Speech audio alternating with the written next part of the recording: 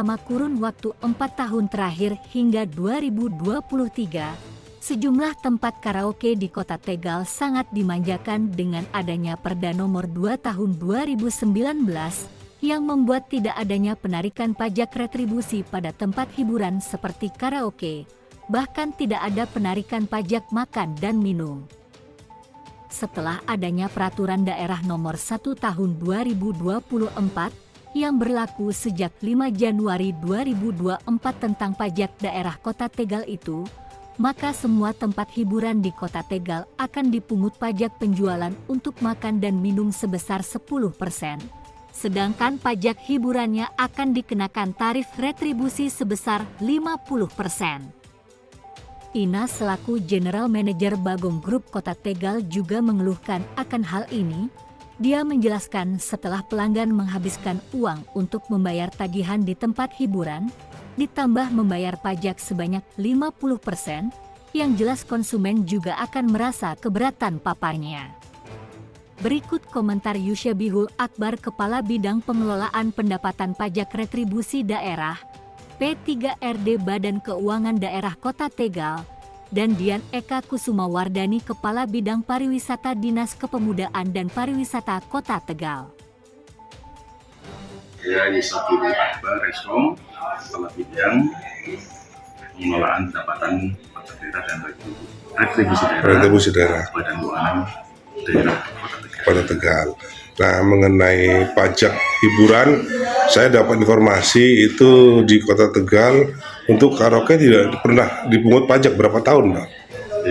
Jadi dulu di tahun 2011 Perda Nomor 5 itu memang sempat ada pajak hiburan jenis karaoke. Kemudian ada perubahan di tahun 2019 berdasarkan Perda Nomor 11 ya, itu kemudian pajak karaoke dihapus sehingga memang tidak ada pemungutan pajak karaoke di tahun 2019 ya, sampai dengan 2023. Ya, 2023 berarti sudah ada. Nah, berdasarkan Perda Nomor 1 tahun 2024 ya, itu kemudian tentang pajak daerah ya. Salah satu mata pajaknya adalah pajak barang jasa, subnya hiburan dan kesenian tadi ya. Salah satunya adalah tarif untuk pajak karaoke. Yang Itu 50% ya, sesuai pasal 25 ayat 2 tadi ya Pak. Itu Perda Nomor 1 2024. Nah, besarnya 50% ya Pak? Betul. Jadi istilahnya tarif pajak barang jasa tertentu untuk jasa hiburan. Untuk jasa hiburan. Jasa hiburan itu termasuk apa aja Pak? Apa hanya roomnya saja atau termasuk dengan pemandu lagunya? Untuk hiburan jenis diskotik, karaoke, artinya dasar pemungutannya lah untuk berdasarkan konsumen itu membayar. Konsumen membayar, berarti kalau dia membayar roomnya dan membayar servis pemandu lagunya, berarti tetap akan dikenakan. Ya, jadi nanti berdasarkan pembayaran dan nanti bukti pembayaran itulah yang kemudian dilaporkan oleh si wajib pajak.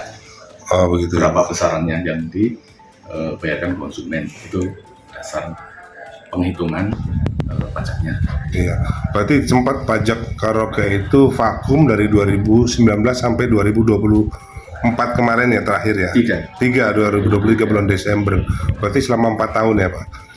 Nah, untuk tempat hiburan sendiri di Kota Tegal untuk zaman Pak Iqbal itu ada 22 tempat hiburan Pak.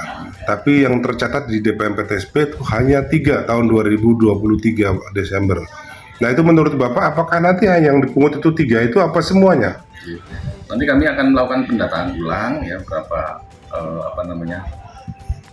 jenis objek hiburan karaoke tadi ya, nanti kita akan lakukan inventarisasi dan dilanjut dengan pendataan sebagai wajib pajak yang ada di karaoke yang ada. Nanti dia akan koordinasi dengan PTSP lah terkait dengan perizinan atau apa. Kalau tadi pajak hiburan itu sampai 50%, ya. Kemudian kalau makan minum di tempat hiburan ada ya Pak, itu kena pajak berapa persen? Ini perlu diklarifikasi dulu. Jadi pajak hiburan itu kan banyak, ada hiburan bioskop, kemudian ada hiburan ketangkasan, itu beda-beda tarifnya. Oh, kalau karaoke? 50% tadi itu adalah untuk karaoke. Oh, khusus untuk karaoke, iya. Untuk karaoke. Nah di karaoke kan ada makan minum Pak, itu kan mungkin tidak termasuk 50% itu pajak ya? Nah itu kategorinya nanti di Umum, restoran? makan minum juga, resto. Oh, Dulu sebenarnya pajak restoran, kalau sekarang sebutannya adalah pajak barang jasa tertentu atas makanan dan minuman. 11% ya Pak?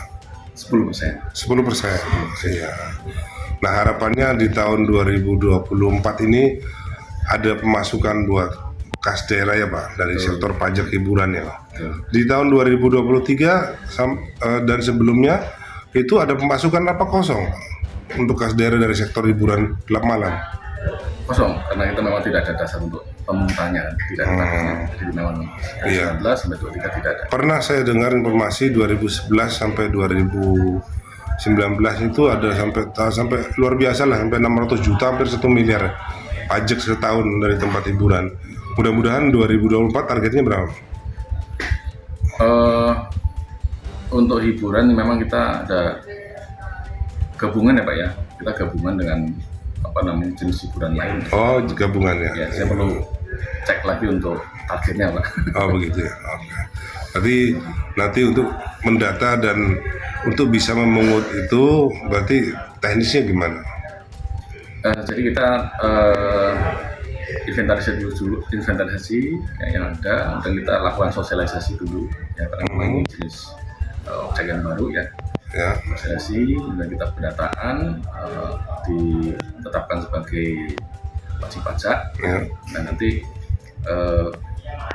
wajib pajak itu ditugaskan untuk memungut pajak dari konsumen, dan itu nanti disetorkan ke kas daerah, berapa jumlahnya dalam. Apa dari Pemkot akan menyediakan kalkulator khusus gitu, apa komputer khusus gitu, apa gimana? Ada, itu dari sistem Pak. Dari sistem ya? Betul. Jadi dari sistem pajak daerah ya. Setiap kali penyetoran harus melewat sistem itu. Oh begitu ya. Ya, jadi berapa omsetnya, berapa pajak yang dipungut, dan Itu pajaknya atau retribusi itu dipungut tiap hari? 1 kali 24 jam atau per bulan? kalau pemungutan kan berarti setiap kali konsumen ya. Iya. Setiap konsumen membayar, berarti di situ ada pajak yang dibayarkan oleh konsumen. Dan Kewajiban owner dari tempat hiburan langsung menyetor ke negaranya 1 kali 24 jam apa 1 bulan sekali? 1 bulan sekali ya, paling lambat itu tanggal 15 bulan berikutnya. Oke. Kalau sanksi ya tentunya ada ya. Dian Eka Kusumawardani. Dian Eka Kusumawardani, Ya. di sini bidang pariwisata. Bidang pariwisata. Dinasnya? Dinas Pemuda Olahraga dan Pariwisata Kota Tegal. Dinas Dinas Kepemudaan, dan Olahraga dan Pariwisata dan Pariwisata Kota Tegal. Nah, ini saya mau konfirmasi terkait pajak dan retribusi tempat hiburan semacam karaoke dan lain-lain ya. Nah, di Tegal ini informasi ada 22 tempat karaoke. Nah, pajaknya itu informasinya tidak dikenakan alias 0%. Itu benar apa tidak Bu, menurut Ibu? Saya akan menjawab sesuai kapasitas dan tugas yang diberikan kepada saya. Kalau Ya. di kita, di Dinas Kepemudaan dan Olahraga dan Pariwisata, yang kita kelola, pungutan itu adalah retribusi daerah. Jadi itu berdasarkan Peraturan Daerah Kota Tegal nomor 1 tahun 2024 tentang pajak daerah dan retribusi daerah. Di mana lingkup retribusi daerah yang kami kelola itu adalah retribusi tempat rekreasi dan pariwisata di Kota Tegal. Khususnya misalnya itu adalah tiket masuk pengunjung tempat pariwisata, Ya. dan kemudian ada lagi objek lain itu adalah retribusi parkir di dalam kawasan pariwisata. Kawasan Itu pariwisata. clear. Yang kita kelola itu hanya terkait retribusi daerah. Apa yang jenengan sampaikan itu adalah objek pajak daerah. seperti tadi, apakah karaoke dikenakan pajak daerah dan sebagainya, seperti itu kan. Tempat hiburan apakah ada pajak daerahnya dan sebagainya. Kalau dari saya menyarankan pengelola pajak daerah itu adalah di bawah Badan Keuangan Daerah. Karena perdanya juga baru dan mereka tentu akan lebih paham dan lebih berkompeten untuk menjawab ini. Nanti bisa dikonfirmasikan terkait objek-objek pajak daerah yang tadi jenengan ingin tanyakan, seperti itu. Ya, kalau pengelolaan kepariwisataan itu berarti membinanya juga termasuk karaoke itu? Kalau berdasarkan Undang-Undang Pariwisata, kemudian ada, ngapunten saya lupa PP-nya, memang jenis usahanya. Jadi kalau jenis usaha seperti misalnya tempat hiburan, karaoke, betul, di bawah PP itu adalah bagian dari jasa usaha pariwisata. Jasa usaha pariwisata. Kalau konteksnya tadi, apakah itu pembinaan atau jenis usahanya, itu jasa usaha pariwisata. Tapi ketika kita bertanya tentang konteks pungutan daerah yang terkait itu, nah itu adalah masuknya ranah pajak daerah, di mana memang kalau dinas kami tidak mengelola pajak. Tidak mengelola pajak. Tidak mengelola pajak itu karena untuk seluruh pajak daerah di Kota Tegal itu di bawah. Tapi memang data ada di bawah naungan Ibu. Kita selalu berkoordinasi khususnya untuk data itu kepada misalnya DPM PTSP, khususnya DPM PTSP Kota Tegal, karena kita selalu berkoordinasi apa saja usaha perizinan yang telah diterbitkan. Nah, di situ kita bisa lihat nanti jenis usaha karaoke ada nggak, tidak di situ itu nanti ada. Kalau ada di mana? Ada di sini apa di DPM PTSP?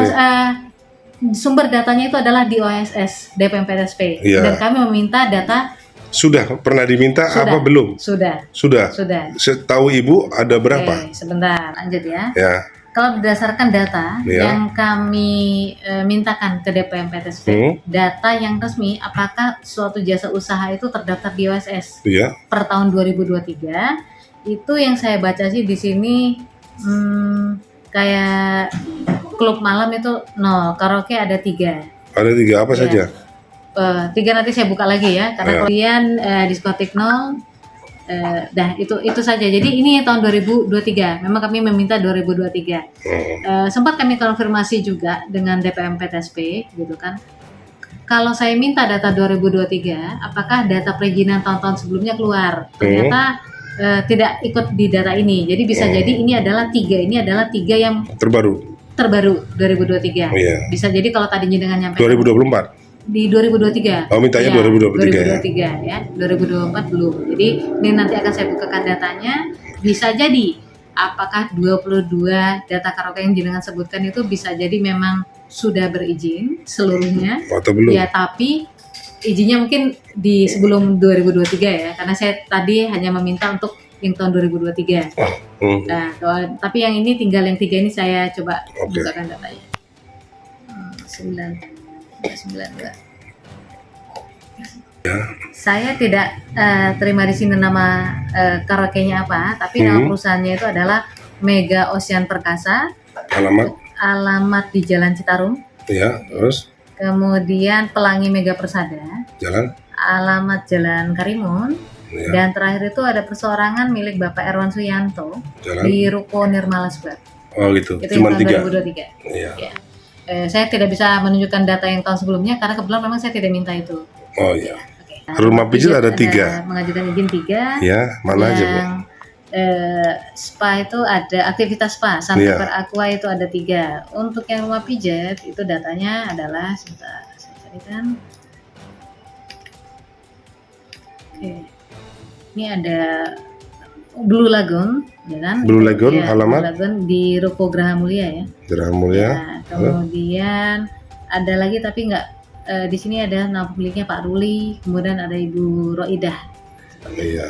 Terus? Ya, kalau untuk yang tadi terkait aktivitas spanya itu ada Ibu Asih, Bu Rini, Bu Firly itu di Jalan Merpati, Jalan Kemuning, Jalan Cendrawasih.